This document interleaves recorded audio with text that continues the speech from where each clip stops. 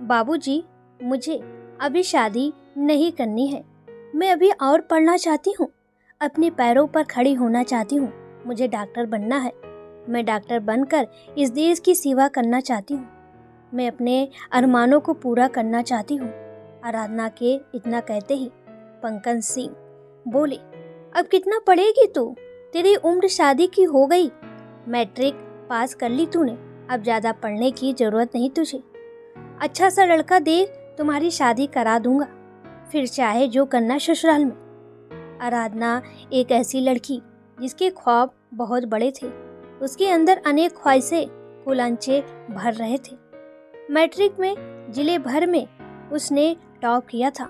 वह डॉक्टर बनना चाहती थी, मगर उसके पिता पंकज सिंह उसकी शादी करवाना चाहते थे। उनकी आगे किसी की नहीं चलती थी।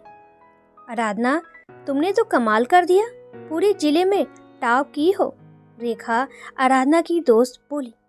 रेखा, क्या बताऊं तुम्हें, मेरे टॉप आने की खुशी से ज़्यादा दुख तो इस बात का है कि मैं आगे पढ़ना चाहती हूँ और बाबूजी मेरी शादी कराना चाहते हैं, लेकिन मुझे अभी शादी नहीं करना। मेरे भी सपने हैं, मैं डॉक्टर बनना चाहती हूँ, हमारे गांव का कायाकल्प करना चाहती हूँ। अगर शादी हो गई फिर कुछ नहीं कर पाऊंगी, कहते हुए आराधना रो पड़ी। अगले दिन, बेटी आराधना, आज 12 बजे तुम्हें लड़के वाले देखने आएंगे, इसलिए तैयार रहना। बाबूजी, मुझे अभी शादी नहीं करनी, अभी मेरी उम्र ही क्या है, मुझे और आगे पढ़ना है। माँ, आप ही समझाओ ना बाबूजी को। आराधना, जितना बोलो उतना ही करो, ज़्यादा दिमाग मत चलाओ। सुशीला, इसे ले जाकर तैयार करो, लड़के वाले आते ही होंगे, लड़का भी साथ आने वाला है।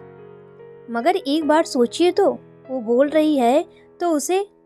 सुशीला, तुम चुप रहो, इसका साथ देने की जरूरत नहीं, मैं भी इसका बाप हूँ, मुझे भी इसकी चिंता है। इसके पहले सुशीला कुछ बोलती, पंकज सिंह ने उसे चुप करा दिया। ठीक 12 बजे लड़की वाले आए। आइए रमन जी, आपका स्वागत है, पंकज सिंह बोले। बहुत बहुत शुक्रिया पंकज जी, ये मेरा बेटा अमित है। नमस्ते अंकल, खुश रहो बेटा, पंकज सिंह बोले। मेरी बहू को बुलाइए पंकज जी, आगे की बात हो अब। जी बिल्कुल रमन जी, भगवान आराधना को भेजो। आराधना नाश्ते की थाली लिए धीरे धीरे ना चाहते हुए भी बाहर आई। थाली रखकर उसने प्रणाम किया। आराधना को देखने के बाद रमन जी ने बोला, लड़की हमें पसंद है, आप पंडित जी से मिलकर शुभ मुहूर्त निकलवाइए। जी बहुत बहुत शुक्रिया रमन जी, मैं आपको खबर कर दूंगा।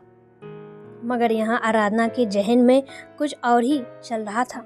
उन लोगों के जाने के बाद आराधना अपने कमरे में चली गई और दरवाज़ा बंद कर लिया। 2-3 घंटे तक दरवाज़ा नहीं खुलने के बाद सुशीला ने आराधना को आवाज़ लगाई, पर आराधना ने कोई जवाब नहीं दिया। 4-5 बार पुकारने पर भी नहीं बोली। अब सुशीला को चिंता हो गया। उसने दरवाज़ा पीटना शुरू किया, मगर उन्हें कोई हलचल ना दिखी। सुशीला घबरा गई थी। दिल में डर बैठ गया कि कहीं कुछ गलत तो नहीं कर लिया आराधना ने। सुशीला ने जोर से पंकज सिंह को बुलाया।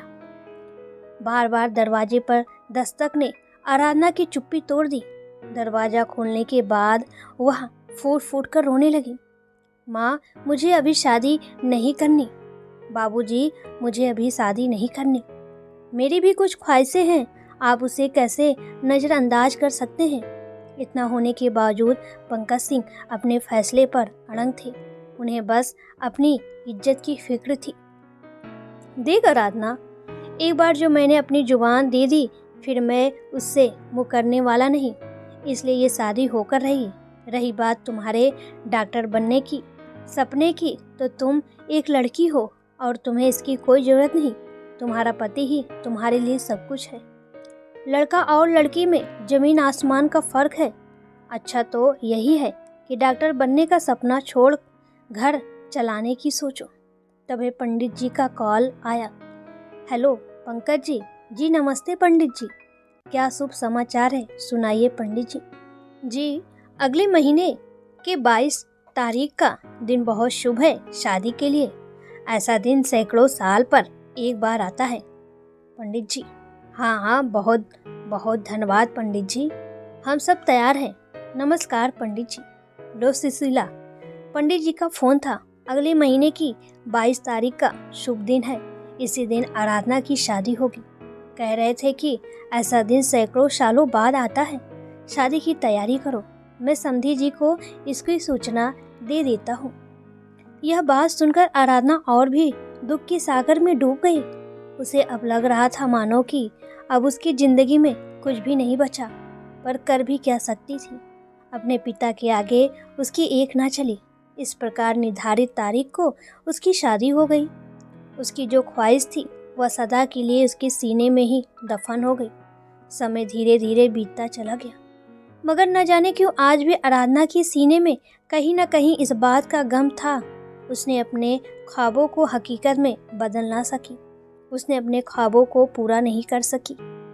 शादी के बाद फिर भी वह पढ़ती रही। उसकी डॉक्टर बनने का जुनून अभी भी बरकरार था। मगर वह कहते हैं ना, मुसीबतें जो हैं वह मनुष्य की परीक्षा लेती है। समय उसके धैर्य की परीक्षा लेती है, मनुष्य के साहस की परीक्षा लेती है। जिंदगी इतनी आसान भी नहीं होती। अभी आराधना को जिंदगी में कई परीक्षा देना बाकी था। जिंदगी में उसका संघर्ष बाकी था। एक दिन अमित जिस कंपनी में काम करता था उस कंपनी को घाटा लगा। कर्ज चुकाने के बोझ तले वह कंपनी बंद हो गई। इसी क्रम में अमित की नौकरी भी चली गई। कमाई का जो एक जरिया था वह बंद हो गया। अमित ने कई कंपनियों में इंटरव्यू दिया, मगर इसका कोई फायदा नहीं हुआ। थक हार कर वह शराब का आदी हो गया। नशे में आता था और आराधना से मारपीट करता था। उसे पढ़ने नहीं देता था। उसे हमेशा कोसता रहता था कि बड़ी आई पढ़ने वाली, पढ़कर डॉक्टर बनेगी। औरत हो बस औरत की तरह रहो, मर्द बनने की कोशिश ना करो। फिर हर छोटी मोटी बात पर उससे झगड़ा करता था। आज आराधना की दुनिया में गम के सिवा कुछ नहीं था। समय के साथ उसके माता पिता भी इस दुनिया में नहीं रहे। वह इस दुनिया में लगभग बिल्कुल अकेली सी हो गई थी। इसी क्रम में उसके दुनिया में नन्हे मेहमान ने दस्तक दिया। उसने एक बच्चे को जन्म दिया। उसने उसका नाम उदय रखा। समय बीता और उसके साथ उदय भी बड़ा होता चला गया। मगर अमित के ना कमाने से परिवार की आर्थिक हालत में सुधार नहीं हो रहा था। आज उदय 2 साल का हो गया था। फिर खुद आराधना ने नौकरी करने की ठानी और उसे नौकरी भी मिल गई, जहाँ से अच्छी सैलरी भी मिलने लगी और परिवार का काम चलने लगा। जिंदगी थोड़ी पटरी पर आने लगी थी। तभी एक दिन अचानक एक खबर आई और फिर आज एक खबर ने आराधना की जिंदगी में भूचाल ला दिया। अमित शराब के नशे में एक ट्रक के नीचे आ गया, जिससे उसकी जान चली गई। आज आराधना पूरी तरह से इस दुनिया में अकेली हो गई। आज उसका सुहाग भी उससे छिन गया। उसके पास पड़ोस वाले उससे बदचलन डायन, जिसने अपने पति को खा गई, जैसे अनेक गालियां देकर उसे प्रताड़ित करने लगे। इन सब की बातें सुन सुनकर आराधना अंदर ही अंदर रोती थी।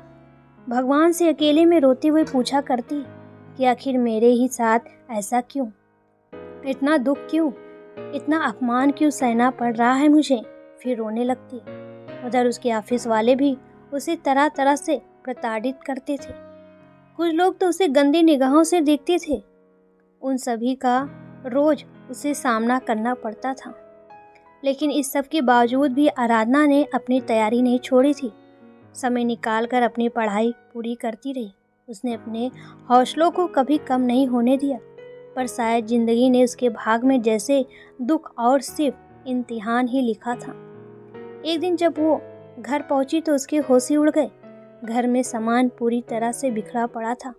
जलने की दुर्गंध आ रही थी।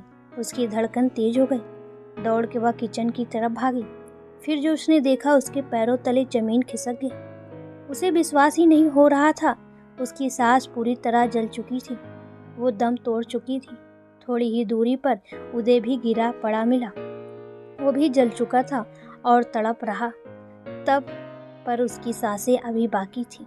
ये सब देखकर आराधना की स्थिति जो थी शायद बयां करना मुश्किल है। फिर भी आराधना ने खुद को संभाला और उदय को किसी तरह हॉस्पिटल में भर्ती कराया। आराधना बोली, डॉक्टर, उदय बच जाएगा ना? डॉक्टर बोले, देखिए, उसकी बॉडी 90% जल चुकी है। हम अपनी पूरी कोशिश कर रहे हैं उसे बचाने की। आगे अब सब भगवान के ऊपर है। आराधना बोली, डॉक्टर, किसी भी तरह उसे बचा लीजिए। इस दुनिया में मेरा कोई नहीं है उसके सिवा। रोते हुए आराधना ने डॉक्टर के पांव पकड़ लिए। डॉक्टर बोली, अरे ये आप क्या कर रही हैं?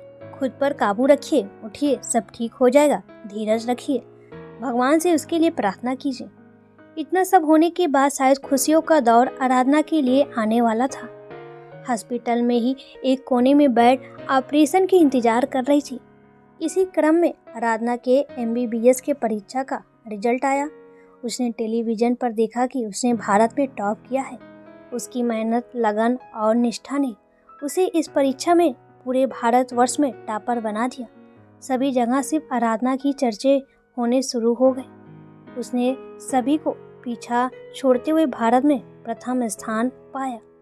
आज उसके ख्वाबों को सच में पंख लग चुके थे। ये सब देखते ही उसकी आंखों से खुशी के आंसू निकल पड़े, पर उदय के हालात देखकर उसकी खुशी कम हो गई। ऑपरेशन होने के बाद जब डॉक्टर आए तो बताया कि अभी एक और ऑपरेशन करना बाकी है। तभी उनकी नज़र टेलीविज़न पर आ रही खबर पर पड़ी। अरे, ये तो शायद आप ही हैं ना? जी, मेरा ही नाम आराधना है। ये मैं ही हूँ। मेरा बचपन से डॉक्टर बनने का सपना था जो आज पूरा हो गया। सभी डॉक्टरों ने आराधना का बहुत स्वागत किया, उसके मेहनत और विश्वास का बहुत तारीफ किए। फिर डॉक्टरों ने एक योजना के तहत अगले ऑपरेशन में आराधना को भी शामिल करने की सोची। जब आराधना को पता चला कि उसे भी ऑपरेशन में जाना है तो उसके आंसू निकल गए। आज उसे नियति ने खुद के बेटे के ऑपरेशन के लिए चुना। उसने ईश्वर का शुक्रिया अदा किया। लगातार 3 घंटे के ऑपरेशन के बाद उदय ने मौत से जिंदगी छीन ली। उसका ऑपरेशन सफल हुआ।